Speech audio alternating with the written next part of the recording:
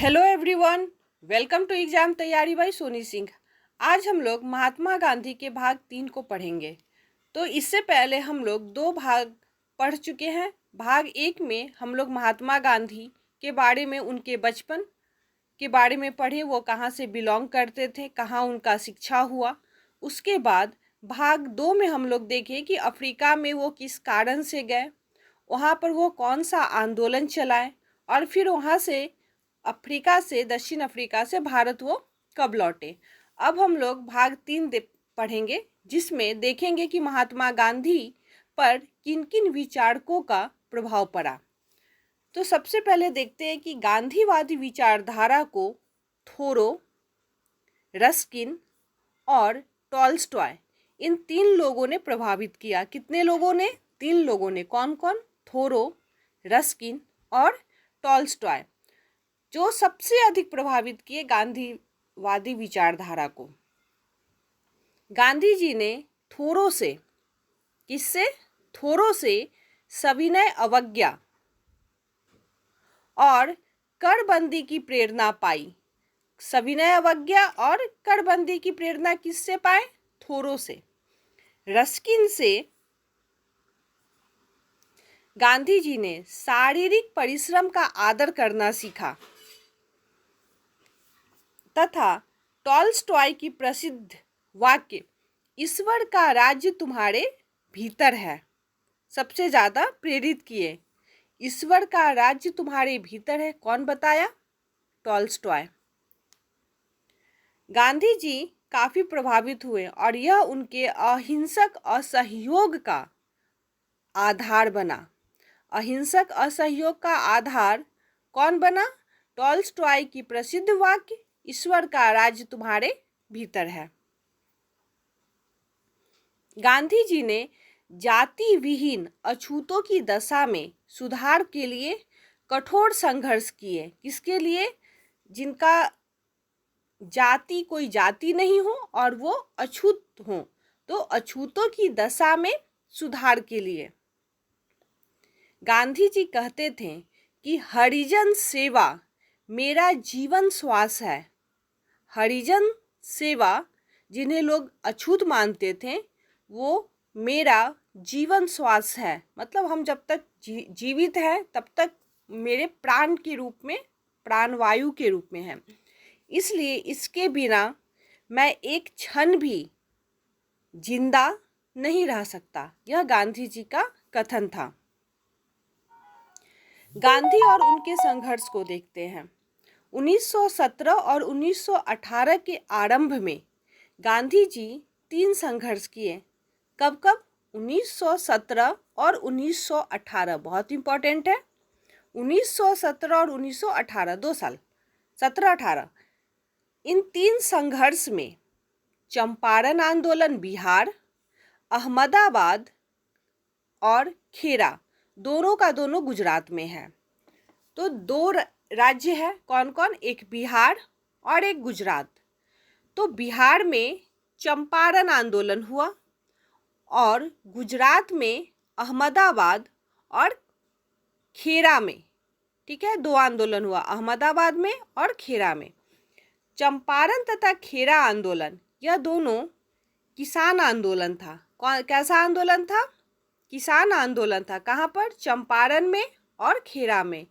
जबकि अहमदाबाद का जो आंदोलन था वो औद्योगिक मजदूरों का आंदोलन था। ठीक है। बिहार में हुआ चंपारण सत्याग्रह भारत में गांधी जी का प्रथम सत्याग्रह था। तो इसको याद रखना है कि गांधी जी का प्रथम सत्याग्रह कौन सा था और कहाँ हुआ था। तो बिहार में और चंपारण में। चंपारण सत्याग्रह किस लिए हुआ था? तो यह बहुत ही फेमस है कि नील की खेती के लिए हुआ था, सब जानते हैं। लेकिन नील की खेती में क्या ऐसा रीजन था कि चंपारण सत्याग्रह हुआ? जमीन के 3/20वें भूभाग में नील की खेती करना अनिवार्य था, जिसे 3 कठिया पद्धति के नाम से जाना जाता है। तो 3 कठिया पद्धति क्या था? कि जमीन के 3/20वें भाग में नील की खेती करना अनिवार्य है और यह तिनकठिया पद्धति के नाम से फेमस था।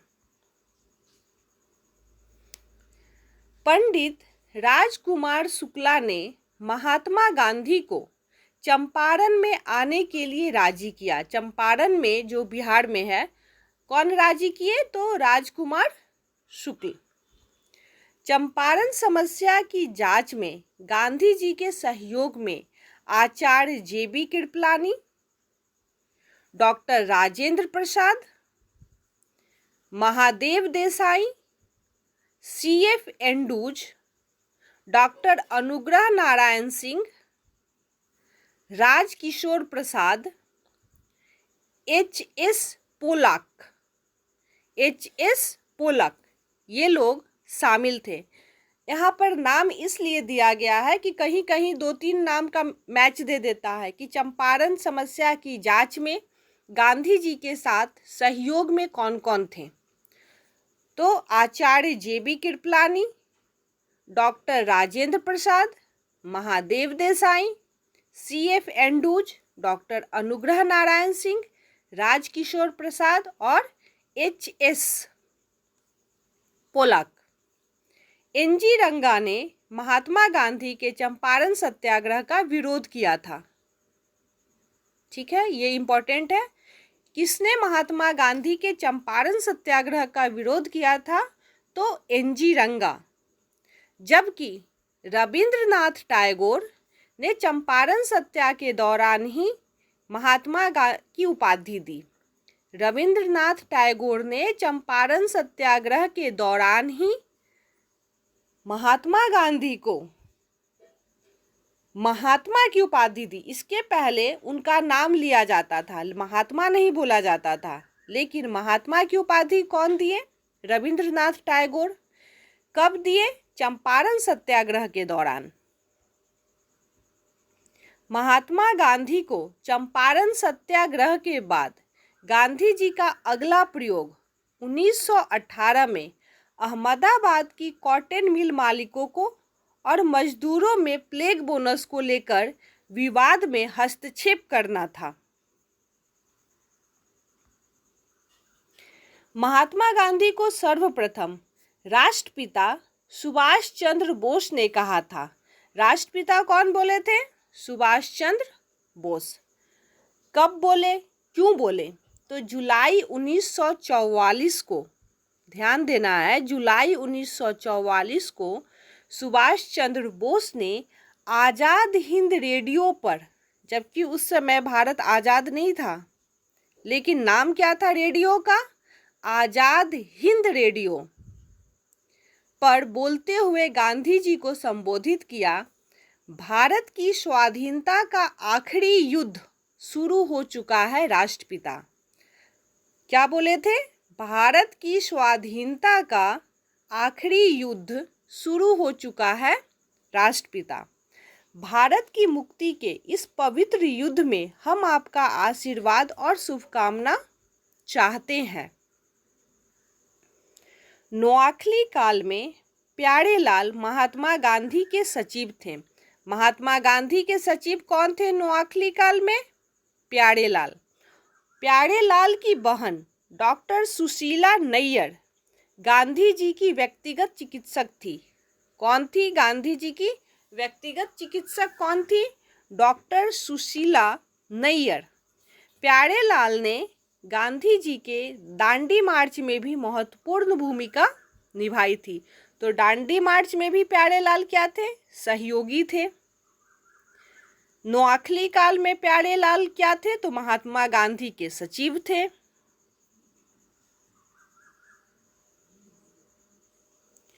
नोआखली काल में प्यारेलाल महात्मा गांधी के सचिव थे। उनकी बहन डॉक्टर सुशीला नैयर गांधी जी की व्यक्तिगत चिकित्सक थी। प्यारेलाल ने गांधी जी के दांडी मार्च में भी महत्वपूर्ण भूमिका अदा किए। महात्मा गांधी को चंपारण सत्याग्रह के बाद गांधी जी का अगला प्रयोग वर्ष 1918 में अहमदाबाद की कॉटन मिल मालिकों और मजदूरों में प्लेग बोनस को लेकर के था।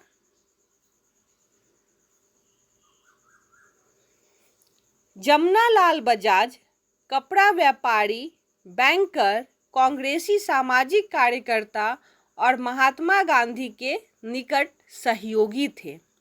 अंग्रेजों की नीति के विरोध में जमनालाल बजाज ने राय बहादुर की उपाधि त्याग दी। कांग्रेस के कोषाध्यक्ष रहे तथा गांधी सेवा संघ के संस्थापक थे। तो गांधी सेवा संघ के संस्थापक कौन थे? जमनालाल बजाज। कांग्रेस के कोषाध्यक्ष कौन थे? तो जमनालाल बजाज। वर्ष 1923 में झंडा सत्याग्रह में भाग लेने के लिए तथा पुनः वर्ष 1930 में सविनय अवज्ञा आंदोलन के दौरान जेल गए थे। कब? तो 1923 में झंडा सत्याग्रह के दौरान और वर्ष 1930 में सविनय अवज्ञा आंदोलन के दौरान जेल गए थे। कौन? जमनालाल बजाज। इसी के साथ मैं अपनी वीडियो को समाप्त करती हूँ। मिलते हैं नेक्स्ट वीडियो में। अगर वीडियो पसंद आए तो लाइक, शेयर और सब्सक्राइब करें मोटिवेशन के लिए। नेक्स्ट पार्ट महात्मा गांधी भाग 4 आएगा। और अगर आप लोग ये सारा भाग को एक साथ कंप्लीट कर लेते हैं तो उम्मीद करती हूँ कोई भी प्रश्न आप लोग से जेपीएससी, बीपीएससी, यूपीपीएससी या स्टेट लेवल के किसी भी एग्ज़ाम में नहीं छूटेगा। इसी के साथ नमस्कार, धन्यवाद।